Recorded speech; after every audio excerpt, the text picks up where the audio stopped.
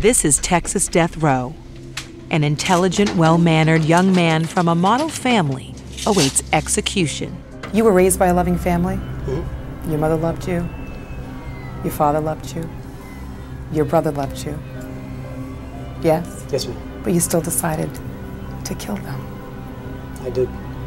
23-year-old Bart Whitaker directed a plot to kill his family on the night they all went out to celebrate his graduation from college. He plays the role of the gracious man of the hour, or does he? You're smiling in the photo. This is like a half hour before your family's going to get gunned down. What were you feeling in that photo? I was about as close to numb as a human being can get, I think. His secret murder plot unfolds as Bart expects, just as he and his unwitting family arrive home. Today, more than 5 years later, Kent Whitaker still lives there. Could have gone to the back door or the front. We came to the front. Kevin led the way, and Tricia was right behind him, and I followed her. Kent, his wife Tricia, and younger son Kevin suspect nothing, even as Bart hangs back. So Kevin opened the door, stepped inside, and I hear a loud noise. Tricia was right about here, and she stepped in and says, "Oh no," and there's another loud noise. At the time, what were you feeling? Nothing. Nothing at first, and then the gunshots went off, and shock. So I step up to look inside the house for the first time. And about that time, I get hit hard in the right chest, spun around, and I ended up lying down with my head here and my feet right here. A neighbor hears the shots and calls 911. Someone has just shot our neighbors. Get over here. I know I ran into the house.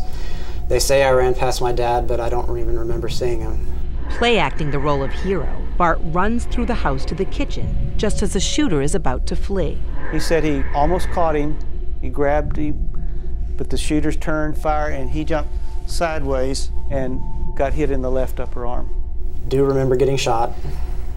I do vaguely remember making the 911 call. And what did you say? That I'd been shot. There was somebody in the house. Okay, where you been shot at, sir? In my arm. Okay, Bart, who shot you? I don't know. That he went out the back door. I think I said that.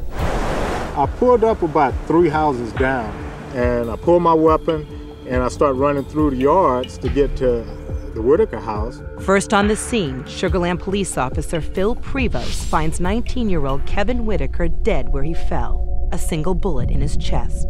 Tricia Whitaker also dies of a single gunshot wound soon after she's airlifted to the hospital. Miraculously, Kent Whitaker survives, being shot only in an arm. Also wounded, Bart makes for a convincing fourth victim.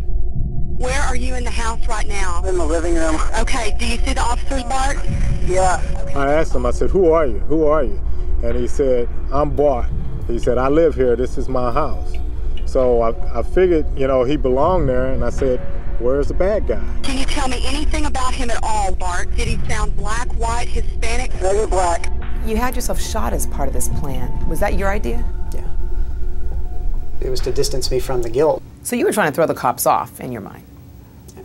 And it works like a charm. When we cleared the house, of course, the first thing we thought was that it was a burglary. The crime scene that I was investigating was a burglary gone bad where the victims were shot by the suspect and the suspect fled the scene. Homicide Sergeant Marshall Slott thinks he's looking for a burglar with bad timing.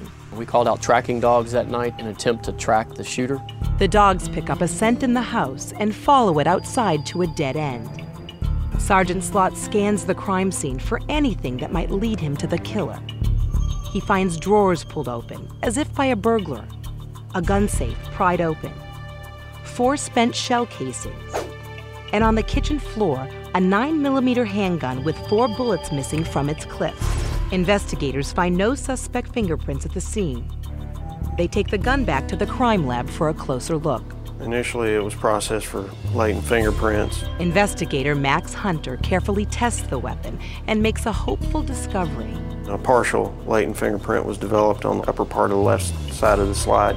It was a partial palm print, but that palm print did not have enough information in it. We couldn't identify it to any one particular person. Tracking dogs identify the shooter's scent on the gun, but DNA analysis comes back negative. It seems the killer made a clean getaway. It seemed like Every piece of evidence that we collected, we ran into dead ends left and right.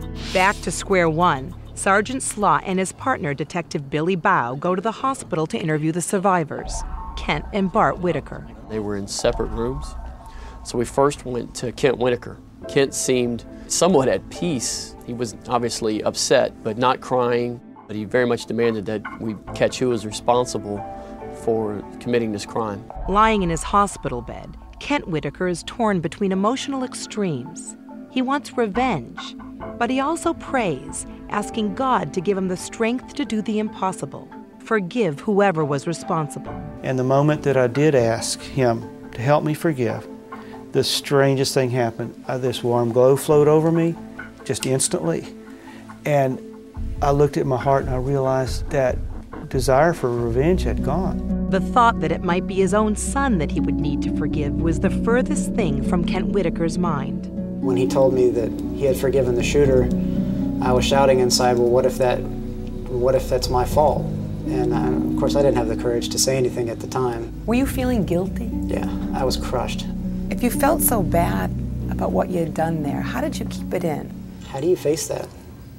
I don't know how to face that. Hiding it all from everybody else was sort of like hiding it from myself also.